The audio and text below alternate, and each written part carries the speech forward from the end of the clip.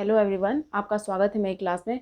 मैंने आपको पिछली क्लास में किसी दिए हुए बिंदु पर पॉलिनोमियल का मान मतलब बहुपद का मान क्या होता है, मैंने ये आपको समझाया था कि कैसे इसको रिप्रेजेंट करते हैं। किसी दिए हुए बिंदु पर मान लीजिए कोई वेरिएबल x का पॉलिनोमियल है, आपके सामने कोई भी पॉलिनोमियल है, x² - 3x+2 है। तो किसी दिए हुए बिंदु पर मतलब x का कुछ मान दिया रहेगा आपके सामने, मान लीजिए 3 दिया रहेगा, 4 दिया रहेगा, कुछ भी दिया रहेगा। इस बिंदु पर दिए हुए बिंदु पर मतलब x वेरिएबल का कुछ मान दिया रहेगा।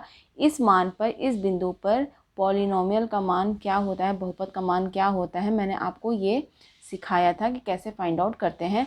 पिछली क्लास मैंने आपको जो भी क्लास पिछली ली है उसमें मैंने आपको यही समझाने की कोशिश की थी कि अगर दिए हुए बिंदु पर अगर x का मान 4 दिया है, इस बिंदु 4 पर आपको बहुपद का मान निकालना है। उसको कैसे लिखते हैं, p तो बाहर रहेगा ही, पॉलिनोमियल को रिप्रेजेंट कर रहा है, हाँ उसको दर्शा रहा है, अंदर वेरिएबल को दर्शा रहा है। इस वेरिएबल का मान 4 रख देते हैं, फिर इससे फाइंड आउट कर लेते हैं कि कितना आता है। 16 - 14 और 2।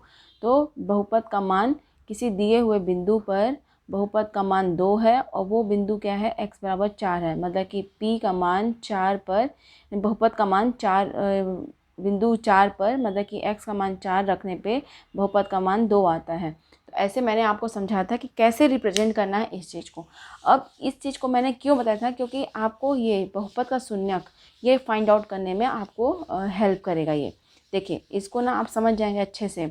अगर वो समझ आया है, पिछली क्लास आपको समझ आई है, तो उसको अच्छे से समझ लेंगे इस क्लास को भी साथ साथ में। देखिए, जीरोज़ ऑफ पॉलिनोमियल, जिसको इंग्लिश में बोलते हैं जीरोज़ ऑफ पॉलिनोमियल, या तो फिर बहुपद का शून्यक बोलते हैं। हाँ देखिए, बहुपद का शून्यक होता क्या है। बहुपद के शून्यक को हम ऐसे बोलते हैं कि शून्यक क्या होता है। शून्यक, इस शून्यक को समझते हैं कि शून्यक होता क्या है। शून्यक को इंग्लिश में बोलते हैं जीरोज़। हाँ जीरोज़।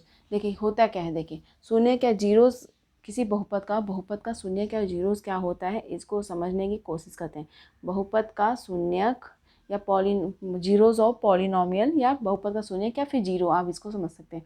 देखिए, किसी बहुपद का शून्यक क्या होता है, आपके सामने कोई बहुपद दिया है, इसको समझने की कोशिश करते हैं, इसको समझने की कोशिश करते हैं। मैं अभी इसका आपको डेफिनेशन या परिभाषा कुछ भी नहीं बताऊंगी, सिंपल समझने की कोशिश करते हैं। एक आपके सामने पॉलिनोमियल px है, पॉलिनोमियल है और इसका जिसका वेरिएबल x है, तो हम वेरिएबल x यूज़ कर रहे हैं 3x+2। एक आपके सामने बहुपद दिया है ना, बहुपद, ये बहुपद के तो सभी कंडीशंस को फॉलो कर रहा है। ये पद है, ये पद भी बहुपद का पद हो सकता है, ये पद भी बहुपद का पद हो सकता है। तो ये पूरे दोनों सबको जोड़ने पे बहुपद के पद बन रहे हैं ना, तो ये बहुपद है ना। अब देखिए, मैं आपसे बोल रही हूँ x का मान 1 रखने पे, x का मान 1 रखने पे तो p1 लिख सकती हूँ मैं, इसको p1 लिख सकती हूँ ना। इसको मैं आपको किसी दिए हुए बिंदु पर बहुपद का मान क्या होता है उस टाइम पे मैंने समझाया। कोई बिंदु दी है, किसी x का मान दिया है, तो उसको कैसे रिप्रेजेंट करते हैं, आपको समझ आ रहा है ना। ये चीज़ अभी इसी चीज़ का जरूरत पड़ा जो हमने पिछली क्लास में आपको समझाया है। देखिए, x का मान 1 रखने पे 1 रखते हैं, x का मान मैंने 1 रखा, 1 का स्क्वायर -3 × 1 + 2।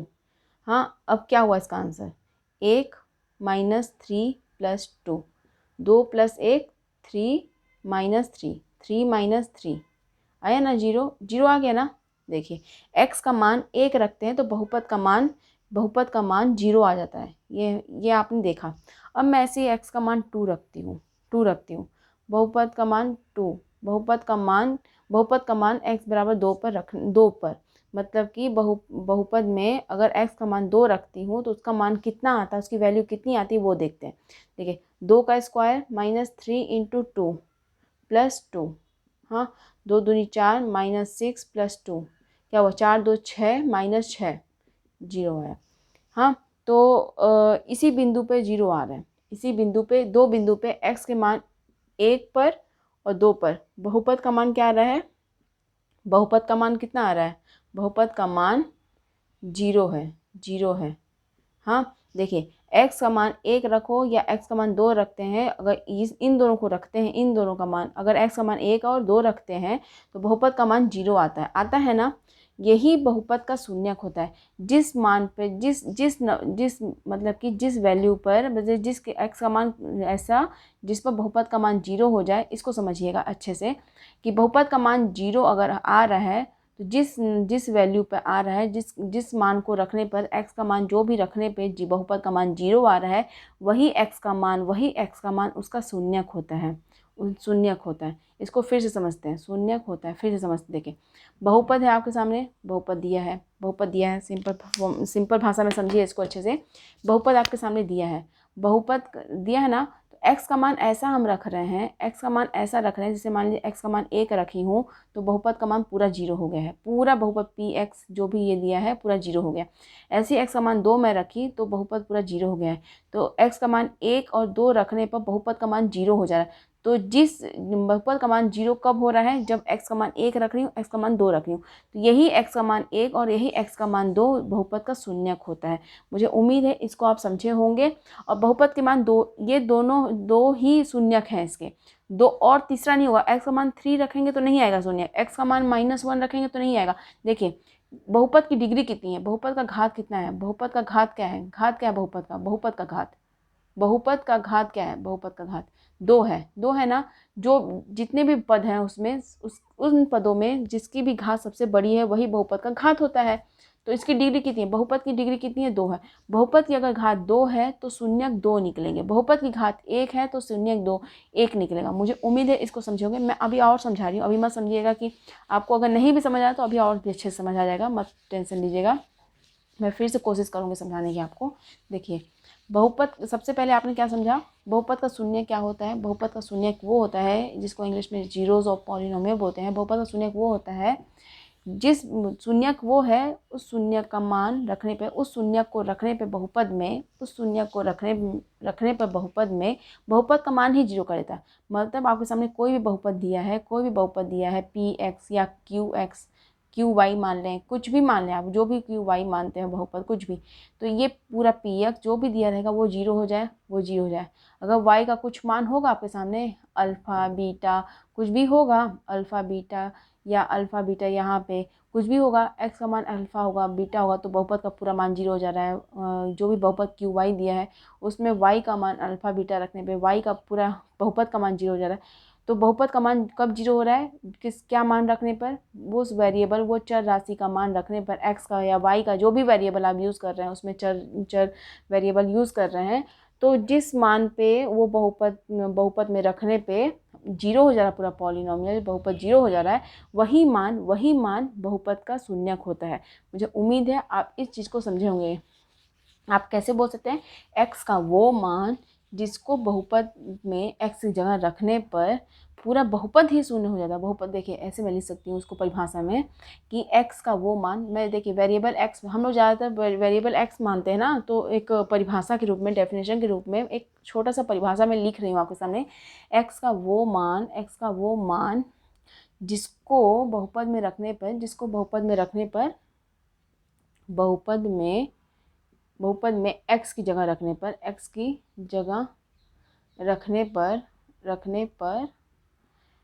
बहुपद का मान शून्य हो जाए, बहुपद का मान शून्य हो जाए,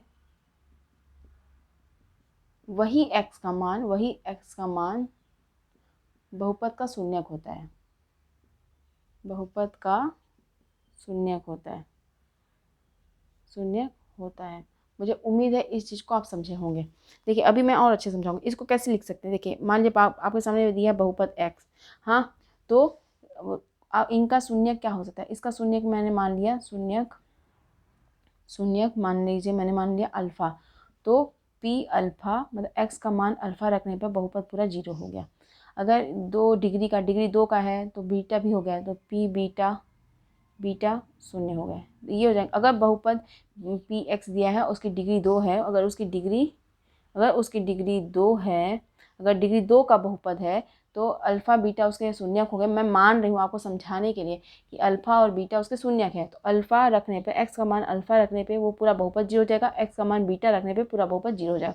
मुझे उम्मीद है अब अच्छे से समझोगे। मैथमेटिकल फॉर्म में भी बता दी और इसको अच्छे से डेफिनेशन के थ्रू भी मैंने बता दी। मुझे उम्मीद है इस चीज़ को आप समझोगे। अब देखिए 1-2 एग्जाम्पल और लेती हूँ, कैसे समझते हैं। देखिए बहुपद के शून्यक कितने होते हैं, बहुपद के शून्य। ये कैसे पता चलेगा कि बहुपद के शून्य कितने होंगे, आप कैसे फाइंड आउट करेंगे। देखिए, जितनी बहुपद की डिग्री होगी, जो भी बहुपद की डिग्री होगी वही बहुपद, उतना ही बहुपद का शून्यक होगा। अगर डिग्री 1 का बहुपद है तो उसका शून्यक क्या हो जाएगा, उसका शून्यक क्या हो जाएगा, 1 हो जाएगा। जैसे कि अगर घात 1 का बहुपद है, अगर घात 1 का बहुपद, एग्जाम्पल ले रही हूँ, घात 1 का डिग्री 1 का बहुपद है, मान लीजिए पी एक्स है। हाँ, मैंने लिखा x-2, हाँ x-2 लिखा। अब x का मान अगर मैं 2 रख रही हूँ, x का मान 2 रख रही हूँ, मतलब कि p2 रख रही हूँ। देखिए p बहुपद जिसका x का मान 2 है, 2 - 2 कितना होता है, 0 होता है। इसके अलावा क्या लिख सकते हैं कि 0 हो सके, कुछ लिख सकते हैं। x-2 को मैं कैसे, 2 में 2 ही घटेगा तो 0 होगा। अब 4 में तो 2 घटाऊंगे 2 आएगा, -2 में -2 करूँगी तो भी 2 0 4 आएगा, -4 आएगा। और इसके अलावा है क्या जब बहुपद का मान 0 हो सके, हाँ नहीं हो सकता। एक्स का कुछ मान ऐसा रख सकते हैं कि वो 0 हो सके, 2 के अलावा रखेंगे तो और 0 नहीं हो सकता। मतलब कि डिग्री 1 का बहुपद है ना, ये घात 1 का बहुपद है, तो घात 1 का बहुपद है तो एक्स का मान 2 ही निकल रहा है। मतलब कि इसके एक ही शून्यक निकल रहा है। बहुपद का मान 0 हो गया ना, किस वैल्यू पर, एक्स का मान 2 रखते हैं तो पूरा बहुपद 0 हो जाएगा, बहुपद 0 हो गया ना। अगर 0 हो गया तो एक ही मान पे 0 हो पा रहा है। घात 1 का बहुपद है तो एक ही शून्यक निकलेगा। घात 1 का बहुपद है तो एक ही शून्यक निकलेगा। मुझे उम्मीद है आप इस चीज़ को समझे होंगे अभी, ये क्या मतलब है। घात 1 का है तो एक ही शून्यक, घात 2 का है तो 2 शून्यक। आपको एक मैंने एग्जाम्पल दिया। अब घात 3 का आपको दिखा देती हूँ। घात 3 का, जैसे आपको समझ आए कि शून्यक कितने शून्यक हो सकते हैं बहुपद के। देखिए, अगर घात 3 का एक एग्जाम्पल हूँ मैं, घात 3 का बहुपद, घात 2 का मैंने समझा दिया था, घात 3 का बहुपद।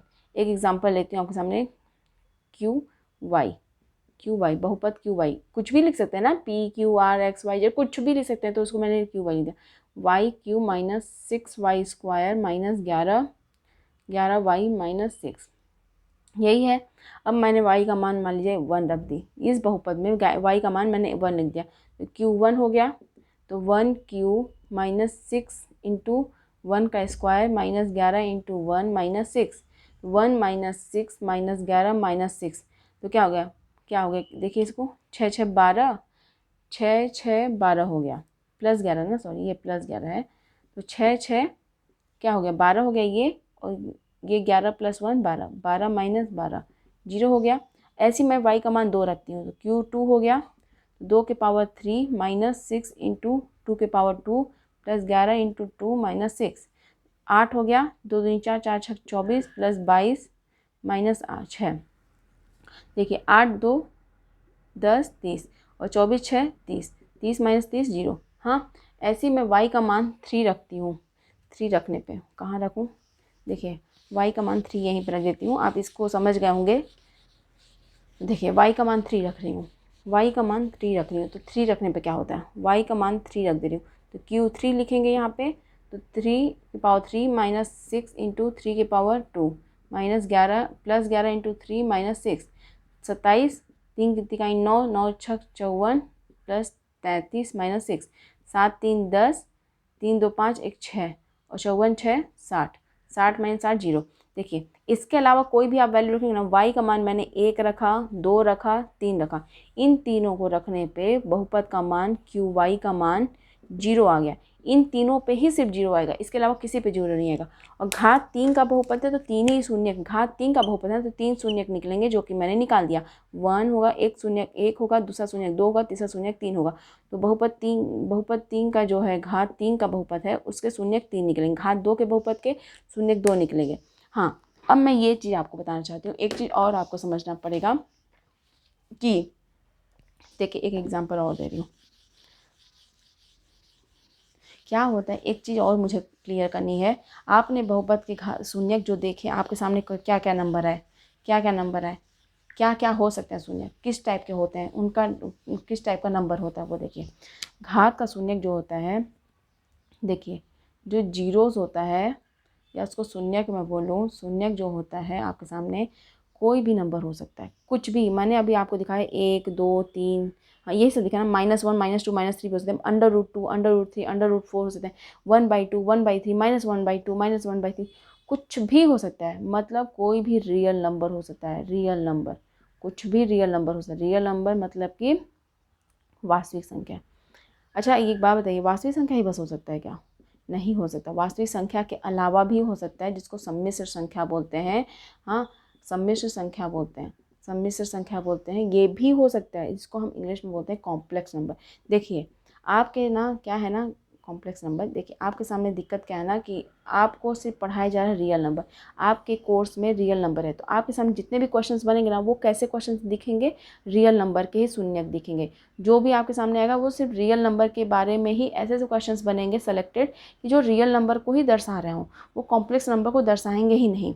कॉम्प्लेक्स नंबर किस टाइप के होते हैं? -√7 ये रियल नंबर है क्या? ये है क्या रियल नंबर? नहीं ना है, कुछ भी नहीं है ना। ये कॉम्प्लेक्स नंबर के अंदर आता है, क्योंकि 7 दिखाते हैं, इसको 7 से रिप्रेजेंट करते हैं। देखिए मैं कहना क्या चाहती हूँ, आपके सामने देखिए आपको कॉम्प्लेक्स नंबर के बारे में तो कोई भी जानकारी नहीं है रियल नंबर के बारे में, तो आपके सामने जो भी क्वेश्चंस बनेंगे वही रियल नंबर से रिलेटेड बनेंगे ना। लेकिन शून्य क्या होते हैं? रियल नंबर भी होते हैं और सम्मिश्र नंबर भी होते हैं। अगर रियल नंबर का जीरो है तो उसको हम कैसे बोलते हैं? Real zeros. Real zeros, real zero मतलब कि अगर वास्तविक शून्यक शून्यक बोलते हैं। देखिए आपके सामने जितने भी आएंगे शून्यक, वो वास्तविक शून्यक ही आएंगे। और कॉम्प्लेक्स होते हैं तो उसको कॉम्प्लेक्स जीरो बोलते हैं। कॉम्प्लेक्स जीरो जिसको हिंदी में बोलते हैं सम्मिश्र जीरो। देखिए ये आपके सामने आएगा ही नहीं, सम्मिश्र शून्यक, सम्मिश्र शून्यक। देखिए जीरोस दो टाइप के होते हैं, एक वास्तविक शून्यक होते हैं, कॉम्प्लेक्स शून्यक होते हैं, जिसे को सम्मिश्र शून्यक बोलते हैं। देखिए आपके सामने वास्तविक शून्यक ही आएंगे, सभी वास्तविक ही आएंगे।